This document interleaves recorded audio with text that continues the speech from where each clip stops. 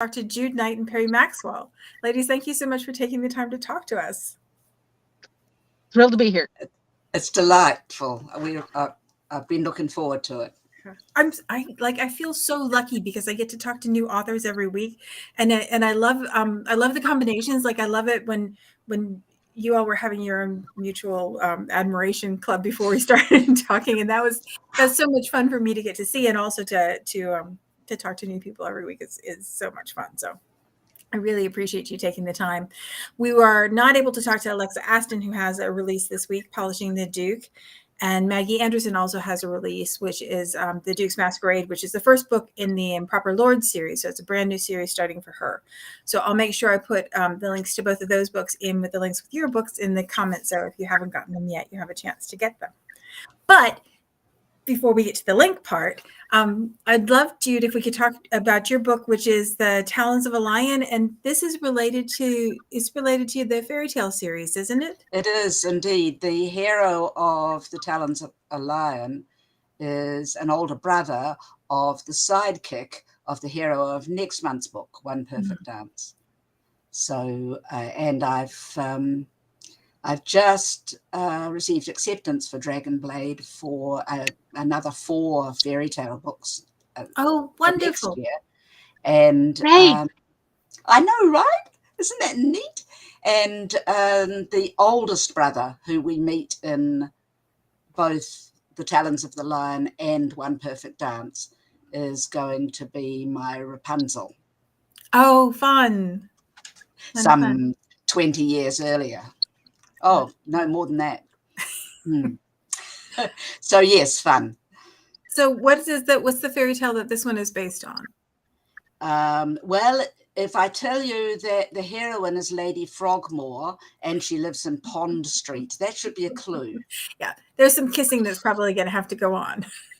Absolutely. Well, it's that it's the idea that this woman who has been lied about and separated from her children, and also incidentally from her trust account, needs a champion to take her back into society, so that people can see that she's not as her brother-in-law says, she's not a shopkeeper, she's not a harlot, she's not an unfit mother. So my hero, whose name is Lancelot, quite by chance, because I named him in the book I wrote earlier, but that led the story really, because I wanted him to model himself as a perfect knight. Oh, fun. So after his namesake. When you talked about her watching her children through the gate, like it's just so heartbreaking to think about that, and then the idea that she needs a champion, she needs somebody to stand beside her to help give her legitimacy is I thought that was incredibly appealing, and can't wait to find out how they find their happily ever after. And I've had just about enough of rotten brother-in-laws, because this whole like widowhood is a good thing is fine until there's another man that steps in and makes things worse, Well, and I mean, really, with a name like Frogmore, it was an absolute gift. He is a bit of a toad. Well, I'm looking forward to seeing how this one works out. And then we also have One Perfect Dance is coming out, and then Snowing the Seven Doves is on pre-order too. So there are two of them that are up for pre-order right now. That's right. One Perfect Dance. And once again, I'll give you the name of the hero, and you can guess at the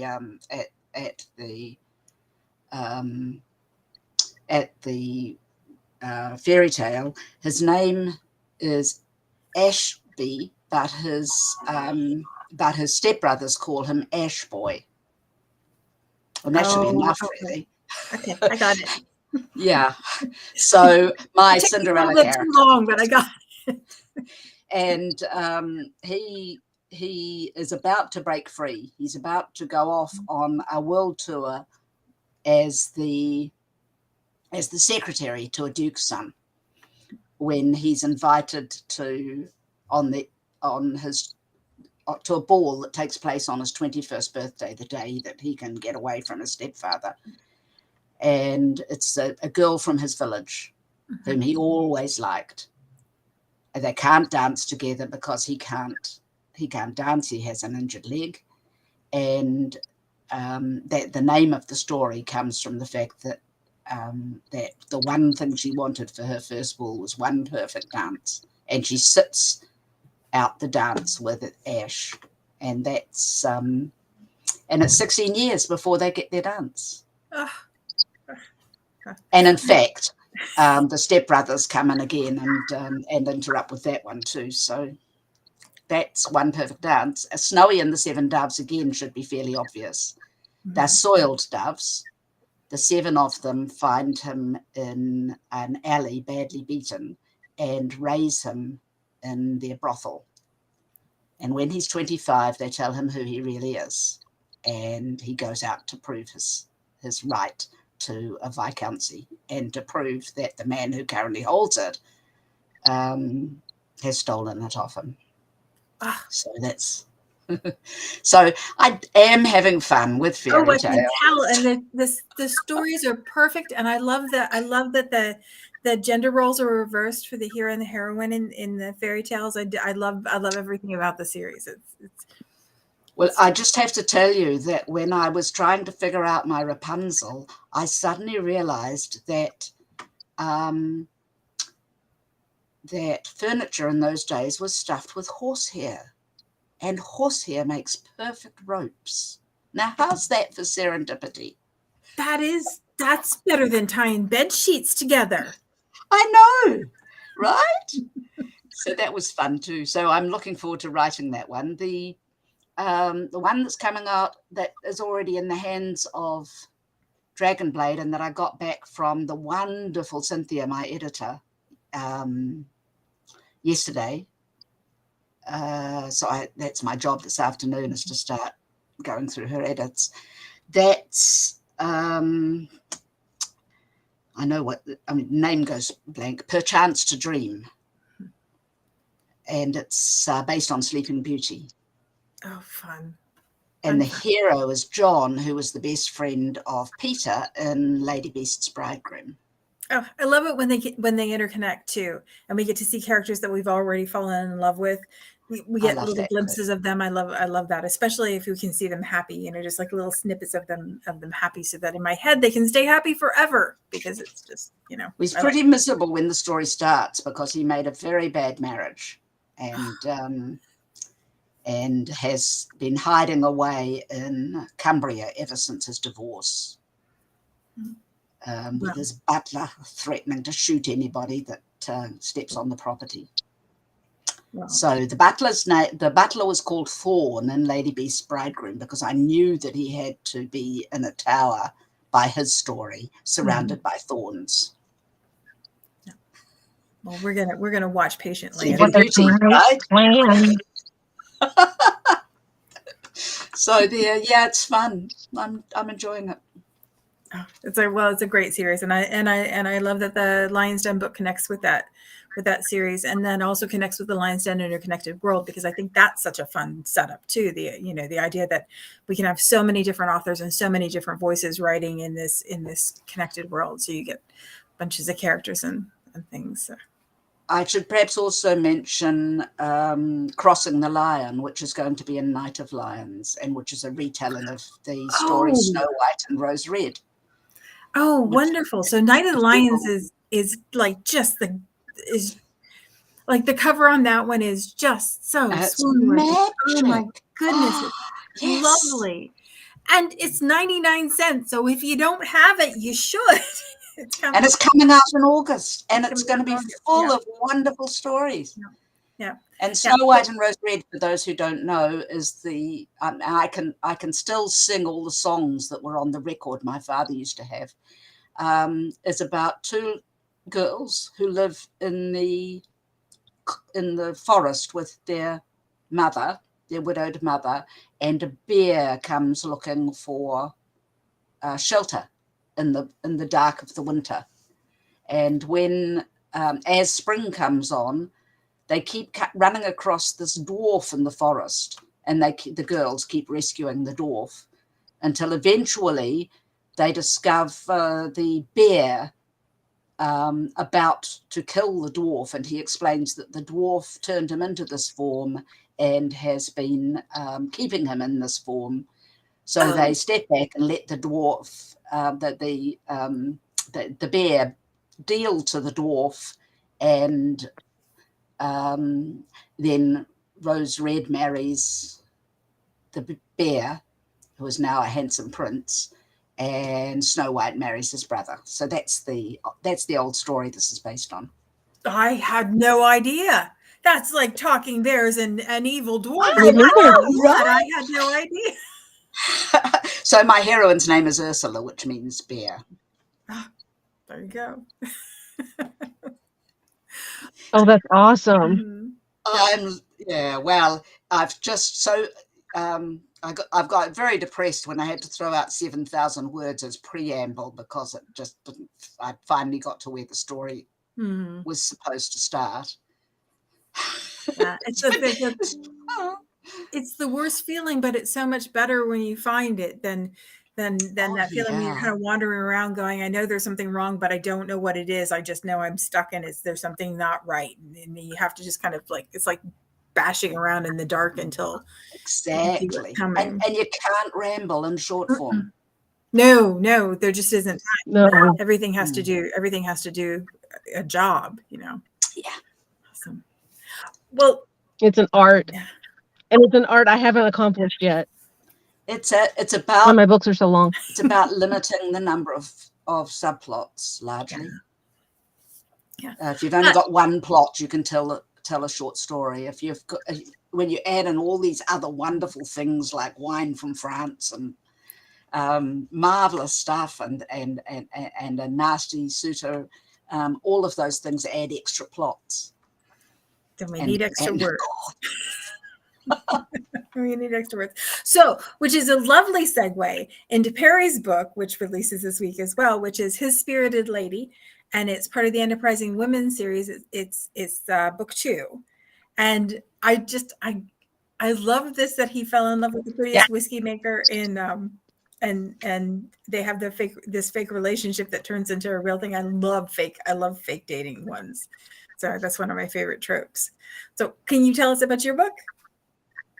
Well, I can. I set out to make Richard, first of all, this horrible rake who just agreed to do this because he didn't have anything better to do. And the minute I put him on the page, he was not going to be a rake to save his life. He's the only man you've ever met who's in a fake relationship who hates to lie. And so his biggest problem with the fake relationship is that he wants to tell everybody the truth, which makes him sort of surly in places. And he's already surly because he thinks his brother-in-law, who is Oliver from the first book, he believes that Oliver returned to England and forgot all about his Richard's sister, who was his first wife. That he's moved on with his life, and he's left Canada behind. He's left Richard behind. He started a new family, and therefore, why am I even here? Yeah. And he's also inherited a winery in France from a distant uncle, also named Richard, who sucked at business. He was just awful at it, and so the winery is in trouble. And Richard has no idea. He's a lumberman. He's a lumber baron. He has no idea about wine, which is why Amelia is such a great fit for him. And while he can't lie, she spends her life lying to almost everybody she meets because she's supposed to be the perfect baron's daughter, and is in reality a distiller. And so she spends most of her time in her distillery at night by herself, and the rest of the time in the village pretending that it belongs to someone else that is her tenant. Oh, fun. And she needs a fiance. She needs a fiance because her father is convinced that before he dies, she should have a husband. Which would be And very she's like, inconvenient for her before life, you I would die, I imagine. just need to get my whiskey out of the barrel. Mhm. Yes, she would have to move. She would lose her business entirely. And she's just like, I just need to get the whiskey out of the barrel and then I can take care of myself. Which is one of the interesting things that I put on the Facebook page, is that one of the distilleries I toured talked about how they made gin and vodka and all of the things that didn't need to age at first while their whiskey was aging, so that they could make a profit while they waited for their whiskey to mature. And so that's what Amelia do. She's been making all of the non-aging white whiskey to finance her aging process, but she's not making she hoped. Which is why Richard and his barrels come in so handy. She's like, bring the wine, I'll keep the barrels, I'll help you sell the wine for a cut of the price. And she's very formidable for somebody who's never done this before.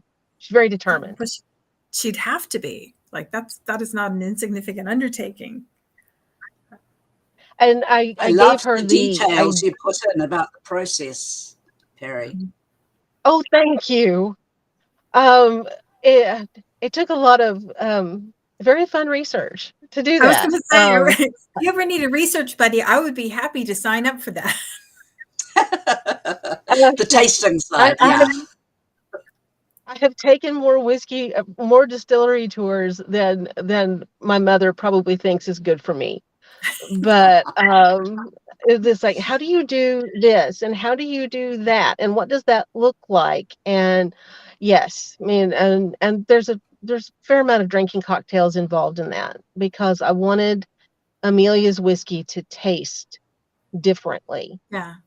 And I wanted her to use what was available nearby so that she could benefit her tenants as well as herself. Mm-hmm. So I had to do a lot of research about what fruit grows in Britain in the fall. Mm. The book was originally set in the spring, and I'm like, none of this is harvested in the spring. I have a problem. Yeah, strawberries and rhubarb, and that's about it. Yeah, and flowers. And lots of flowers. But so we had to move the book to the fall, which worked out fine. It let it rain during my house party so they could have a limerick battle. Oh, fun. Oh, I loved that. Thank you. My husband and I used to do that when we really? just the two of us. Some of them were very dirty. when Amelia suggests it, because all she thinks of is that it's poetry, Richard is like, oh dear Lord. And I remember one that isn't. Yeah.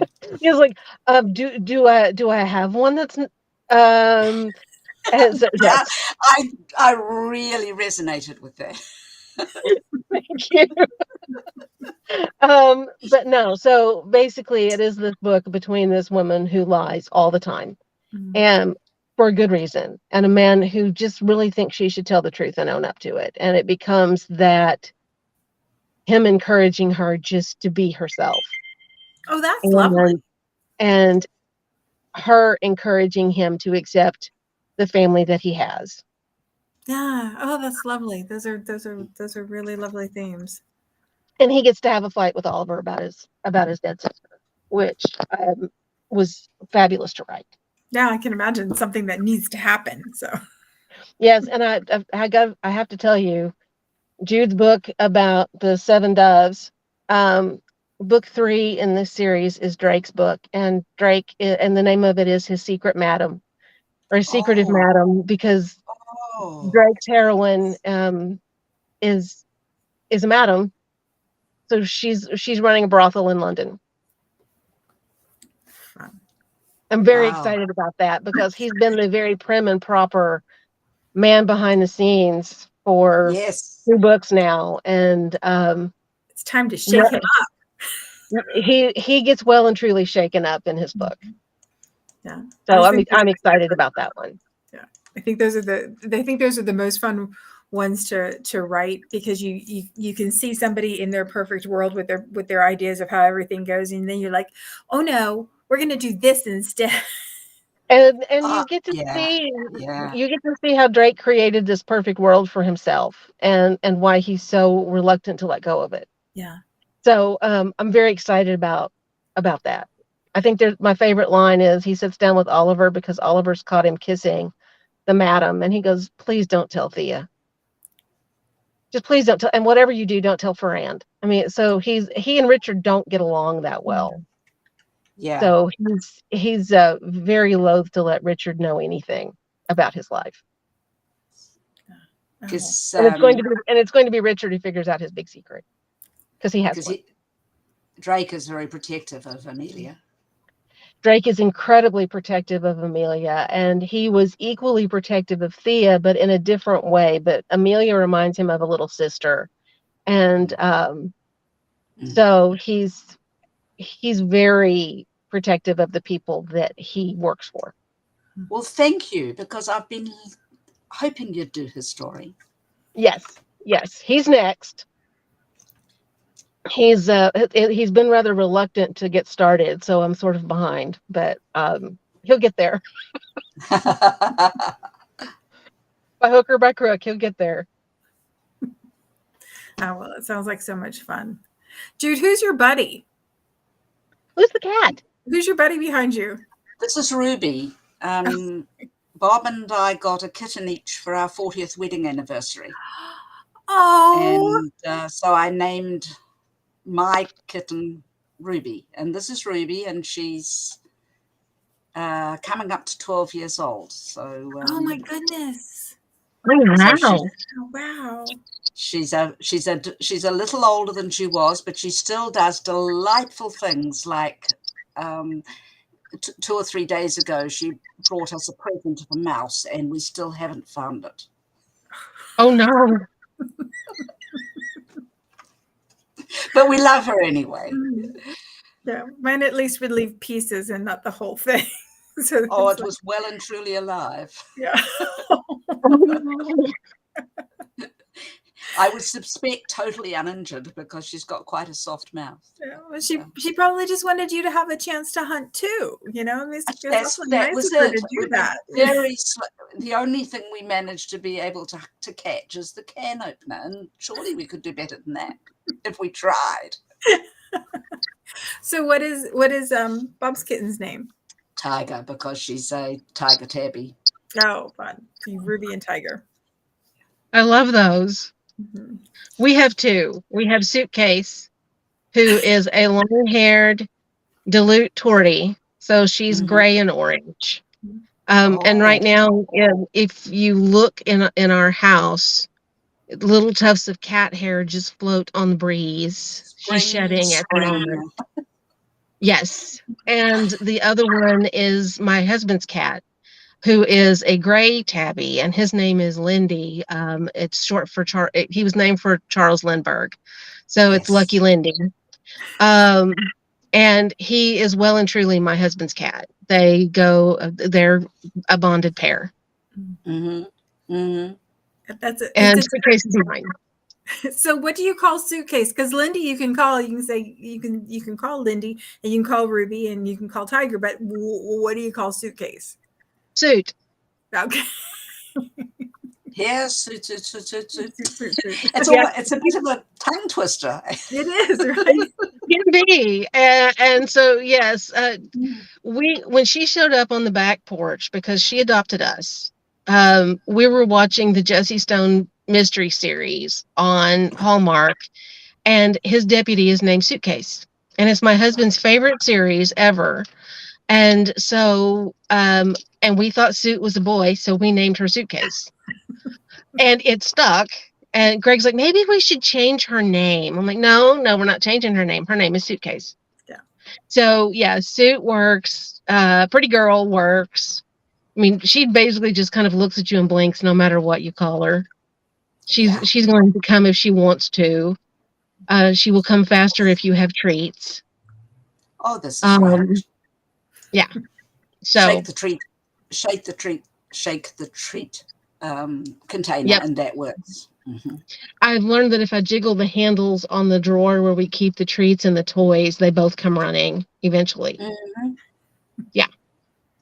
I miss having a cat so much. And you said about Lindy being your husband's cat. And so for somebody who used to have cats and doesn't have any cats, it's incredibly unsatisfying because the cat is your cat, Yeah. and like you can visit other people's cats and some of them tolerate you and some of them don't, but it's never the same as having your cat, No, I mean, Lindy and I have one of my favorite pictures, and the vet hates it.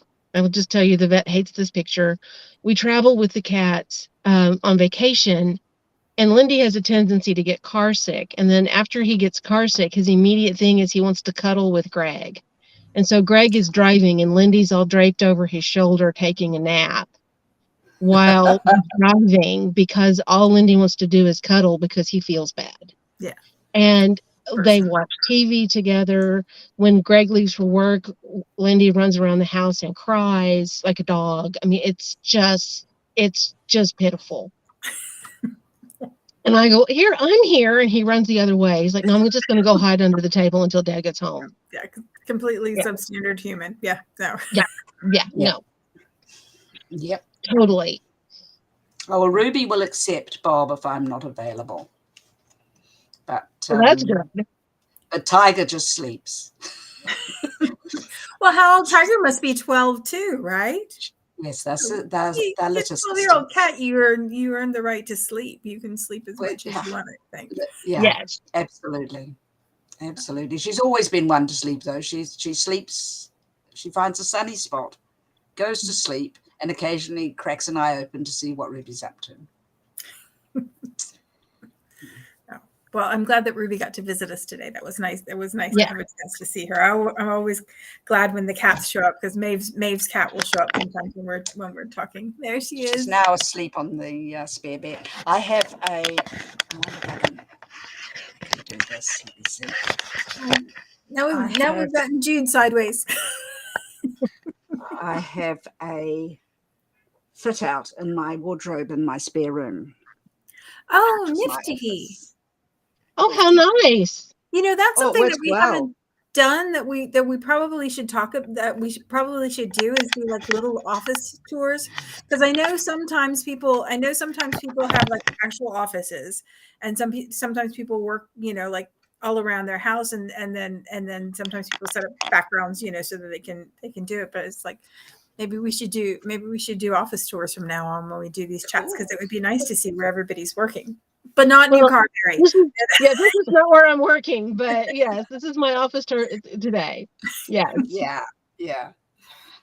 Wonderful. Well, ladies, what's coming up next for you? We talked a little bit about the next series. How quickly are the next books coming? I know, Jude, you said you've got one in the Night of Lions as well coming out. Yes, I've got one in November, by which time I will have sent. The fifth one is due to Dragonblade in August, so I'm kind of hoping I can keep up the 3 months. Yeah. 3 monthly, right? Just keep going really until the 8 are all out, and then I've got another series with Dragonblade that we can talk about another time. Oh, wonderful! Oh, wow! Congratulations! So I'm now booked with stories, both Dragonblade publishing stories and under my own imprint, which is Titchfield Press, through to March 2025 for delivery to the publisher. So I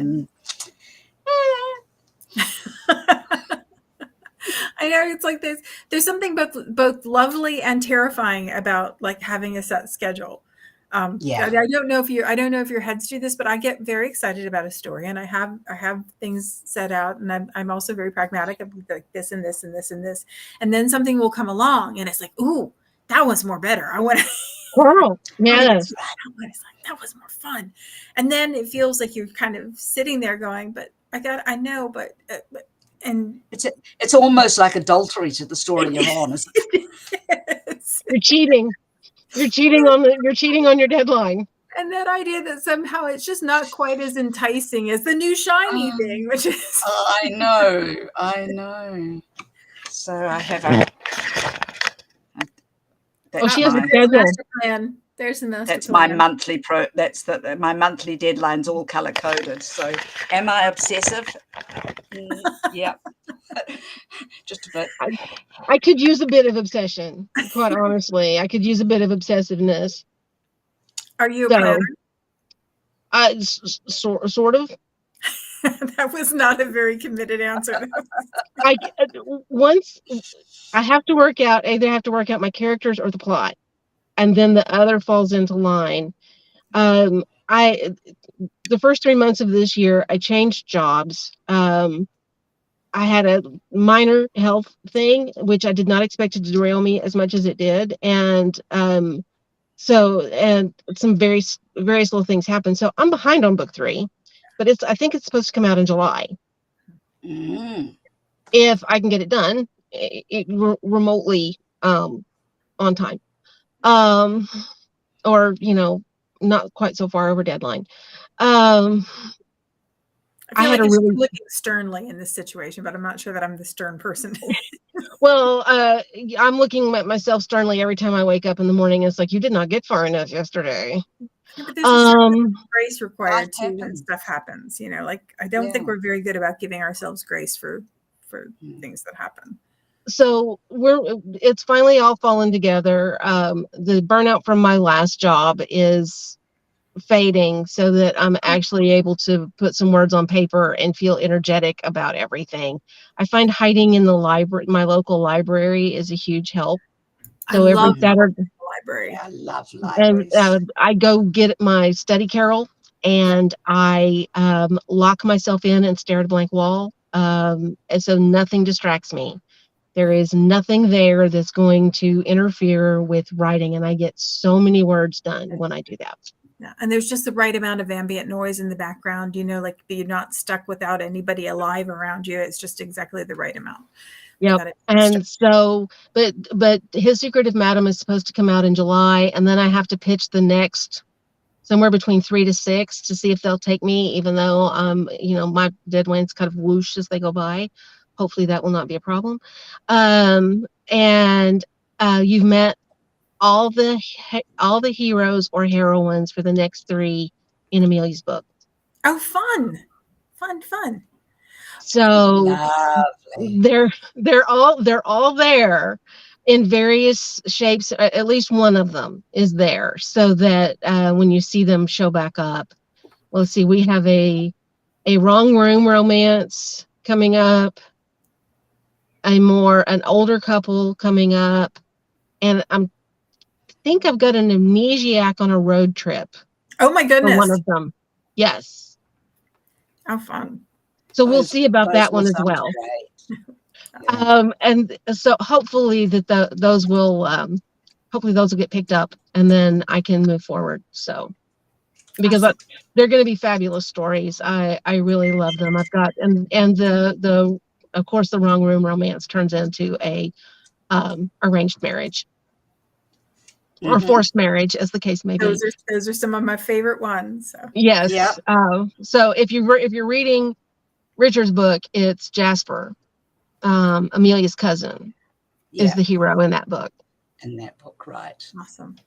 So he turned out to be much nicer than I thought when he was first mentioned. He's quite a nice guy. He was not meant to be, but once I get my heroes on paper, they tend to take a life of their own, and they're like, I really don't want to be that. Right? I really don't want to be that person, and I don't like writing that arc. I would prefer to have a guy who everyone may think is a bit more negative, that actually isn't. Yeah, that is a much more fun arc than somebody who's actual rakish, and you have to unrake him. Yeah, I sort of did the other thing with Lance and The Talons of a Lion. He thinks he's a stand-up guy, but he's actually got some prejudices and some some behavior that he's got to figure out. Get over. Yes. Yeah. So that was quite fun. But I know what you're saying about characters. I blame the plot elves. I've got an infestation of plot elves, and they make up their own mind. That's exactly right. You think, okay, this is how this is going to be, and you're like, oh no, this is not how this is going to be. And I almost always start with character, although the fairy tales have been a kind of an overarching plot thing. Yes. But if I have an empty character sheet when I'm trying to figure out my people, it's because I'm trying to force them to be someone they don't want to be. Exactly. And if I try to do that, they will not talk to me. Nope. They will not tell me a story if I'm trying to make them be something they're not. It's like calling Tiger when you want Ruby. Yes. They're just not coming. You're not talking to me. I'm not coming. Nope. I have that problem. It's like if I and once I give them their happily ever after and they're happy, they quit talking to me. But until that point, if I'm trying to make them be something they're not, there's no dialogue. All there is description, and it's the most boring thing ever. Serve at the pleasure of the characters. I kind of do. So when you say, am I a planner? I start out as a planner, and then they get a hold of my plot, and it goes every which direction. I gave up being a planner a long time ago. Oh, good. There's no point. It's just a waste of time. We could talk forever and ever and ever, and we didn't even get to cocktails, so we're gonna have to do this again. Okay. But this was just lovely. I thoroughly enjoyed getting to talk to both of you and getting to learn more about the books. I'm going to put the links to all the books in the chat so that if you haven't gotten them already, you can grab them. And thanks again for taking the time to talk to us. This was just a delight. Oh, I had so much fun.